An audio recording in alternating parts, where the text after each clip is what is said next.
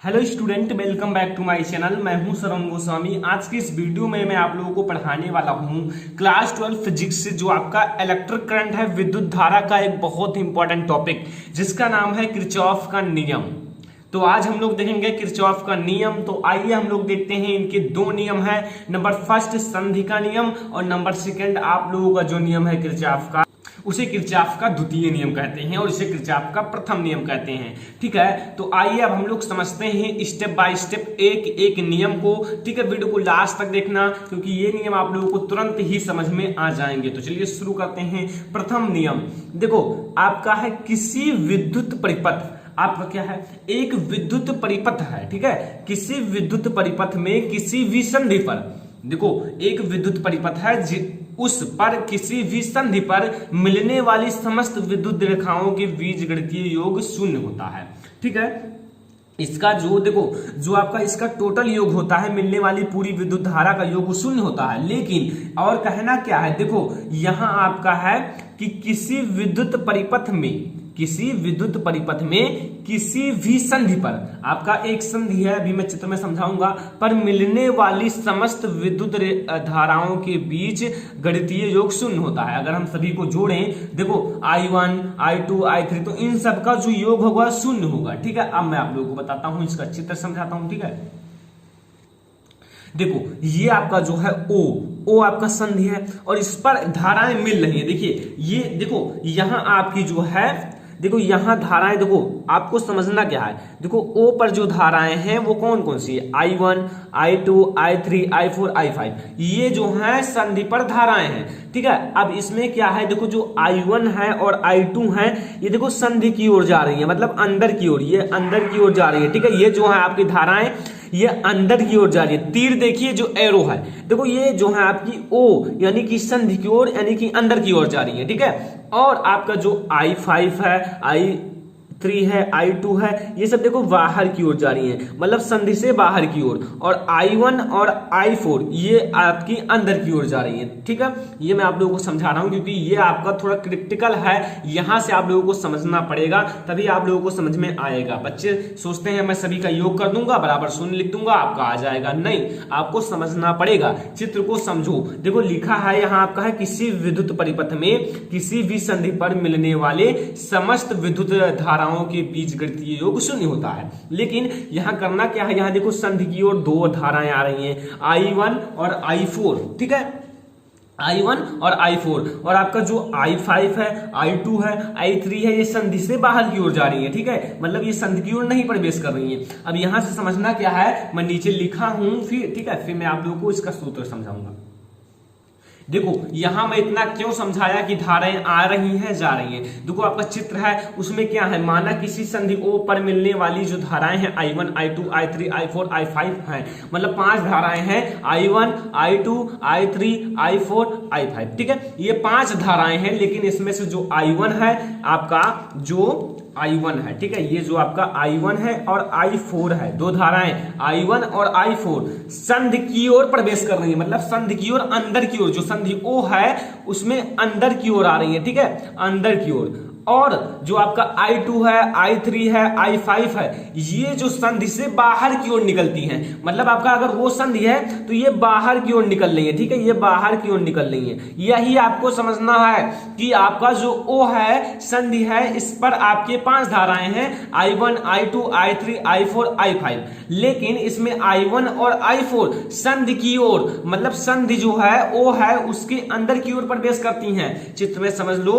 यहां देखो ये संधि के अंदर की ओर, ये संधि O की ओर प्रवेश करती हैं, लेकिन आपका जो I2 है, I3 है, I5 है, जो आपका I5 है ये और I2 है, I3 है, ये संधि से बाहर की ओर, यानी कि ये जो धाराएं हैं संधि से बाहर की ओर निकलती हैं। संधि आपका वो है, इससे बाहर की ओर निकलती हैं। आई होप कि आप लोगों को समझ में आ गया होगा। अब इतना आप लोगों को समझ में ना आया हो तो वीडियो को आप लोग एक बार पीछे करके दोबारा समझ सकते हो। ठीक है, अब मैं आप लोगों को आगे बताता हूं।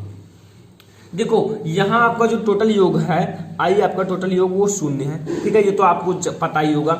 अब देखो यहां आपको करना क्या है, जो आपकी संधि की ओर अंदर की ओर आ रही है, ये देखो I1 और I4 संधि की ओर प्रवेश करती हैं। अगर ये संधि की ओर प्रवेश करती हैं तो ये आपको प्लस में लेना है, और जो संधि से बाहर की ओर प्रवेश करती हैं उसे माइनस में लेना है। आपका जो I1 है वो प्लस में रहेगा, ठीक है, I2 आपका माइनस में रहेगा, तो संधि की बाहर की ओर प्रवेश करती हैं। I3 भी आपका माइनस में ही रहेगा, I4 आपका प्लस में रहेगा, I5 भी आपका माइनस में ही रहेगा। और इसका जो टोटल बीजगणितीय योग क्या होता है, 0 होता है, ठीक है। अभी आप लोगों किरचॉफ के नियम में पढ़ा, किसी विद्युत परिपथ में किसी भी संधि पर मिलने वाला समस्त विद्युत धाराओं के बीजगणितीय योग 0 होता है। तो यहाँ आपको I1 आपको प्लस में लेना है, ये आगे प्लस लगा है, ठीक है, लगाया नहीं लेकिन आगे लगा है, माइनस में आपको I2, ये सब मतलब जो आपका संधि है उससे बाहर की ओर जा रही है, ठीक है, इसलिए यहाँ आपका माइनस रहेगा। और ये जो है I1 और I4 अंदर की ओर आ रही है, ये आपका प्लस रहेगा, ठीक है। बस अब आप लोगों को क्या करना है कि यहां जो आपका प्लस है I1, ठीक है, प्लस I4 प्लस में इधर कर लीजिए, और जो माइनस में उसे इधर कर लीजिए, ठीक है। फिर आपका यही सूत्र हो जाएगा किरचॉफ के प्रथम नियम का, ठीक है, I1, ठीक है, यहाँ I2 I3 I1, ठीक है। बस यही आपका किरचॉफ का नियम का सूत्र है, याद रखो। क्या आपका देखो 1 और 4 14 एंड 231, ठीक है, यही आपको याद रखो, ठीक है। यहाँ आपको I1 यानी कि 14 आपको, फिर बराबर उसके उधर 231, ठीक है। फिर आपको 14 मतलब I1 I2 मतलब I1 I4, और इधर 231 यानी कि I2 I3 I1, ठीक है। बस तो यहाँ से किरचॉफ का नियम फर्स्ट समाप्त। अब हम लोग किरचॉफ का द्वितीय नियम देखेंगे। स्टूडेंट इसे ध्यान से समझना, ठीक है, आप लोगों को थोड़ा कठिन लगेगा, लेकिन जब ध्यान से समझोगे तो कुछ कठिन है नहीं, ठीक है। तो मैं आप लोगों को समझाता हूं ध्यान से। देखो आपको करना क्या है, किसी विद्युत परिपथ की, मतलब आपको एक विद्युत परिपथ लेना है, ये मैंने नीचे लिया हुआ है, ठीक है, किसी विद्युत परिपथ, ठीक है, कि किसी बंद जाल, आपका जो जाल हो मतलब जो बंद पृष्ठ हो वो बंद हो, ठीक है, कि विभिन्न भागों में प्रवाहित होने वाली विद्युत धाराओं के एक संगत प्रतिरोध के गुणनफलों का बीजगणितीय योग के बराबर होता है। देखो मैं ये कहना क्या चाहता हूं कि इसका जो होता है किसी विद्युत परिपथ किसी बंद जाल की विभिन्न भागों में, मतलब वो आपका जो बंद जाल है उसके विभिन्न भागों में जो वैद्युत धारा है, मतलब उसकी जो देखो I1 ये वैद्युत धारा और इसके संगत जो आपका प्रतिरोध है, इन दोनों का अगर गुणनफल किया जाए तो वो क्या होगा, गुणनफल देखो यहाँ आपका वैद्युत धारा एवं एक संगत प्रतिरोध की, इसका संगत प्रतिरोध R1 के गुणनफलों का बीजगणितीय योग के बराबर होता है। इसका जो गुणनफल होता है बीजगणितीय योग के बराबर होता है, ठीक है। समझो आप लोग शॉर्टकट में भी कह सकते हो कि विभिन्न भागों में प्रवाहित होने वाली वैद्युत धारा एक संगत प्रतिरोध के गुणनफलों की बीजगणितीय योग के बराबर होता है, ठीक है। यहाँ चित्र समझो, यहाँ मैंने क्या किया है, मतलब पॉइंट से दिखाया है, ठीक है। यहाँ A है और B है, C है, ये आपका D है, D है, E है, F है, ठीक है। अब देखो आप यहाँ एक बात, अभी आप लोग कंफ्यूज हो जाओगे, बीजगणितीय योग प्लस में होता है, योग करना है तो यहाँ भी माइनस आएगा, ठीक है, लेकिन क्यों आएगा वो आप लोगों को समझना है।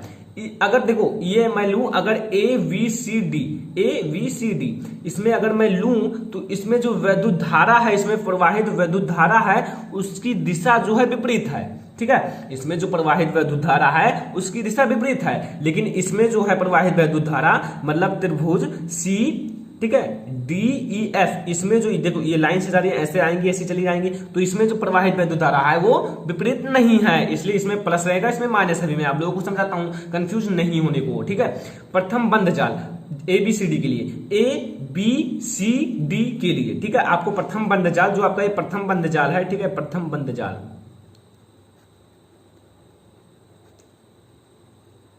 प्रथम बंद जाल के लिए आपको ABCD में क्या करना है, देखो यहां कह रहा है योग, लेकिन इसकी दिशा विपरीत होने के कारण हमें यहां माइनस लगाना पड़ेगा, ठीक है, इसकी दिशा जो विपरीत है। अब यहां आपको करना क्या है, कहा गया है कि जो प्रवाहित होने वाली वैद्युत धारा एवं जो उसका संगत प्रतिरोधों का गुणनफल होता है उसका बीजगणितीय योग बराबर होता है। तो यहाँ जो I1 है इसका संगत प्रतिरोध क्या है, R1, तो इसका जो गुणनफल है, फिर यहाँ देखो इसी में I2 है तो यहाँ आपको माइनस लगाना है क्योंकि इसका दिशा विपरीत है, ठीक है। तो I2 इंटू I2 इसका संगत प्रतिरोध, ठीक है, ये बराबर होता है, इसमें सेल कौन, मतलब सेल कौन कौन से E1 E2, E1 minus E2, ठीक है, ये आपका प्रथम हो गया।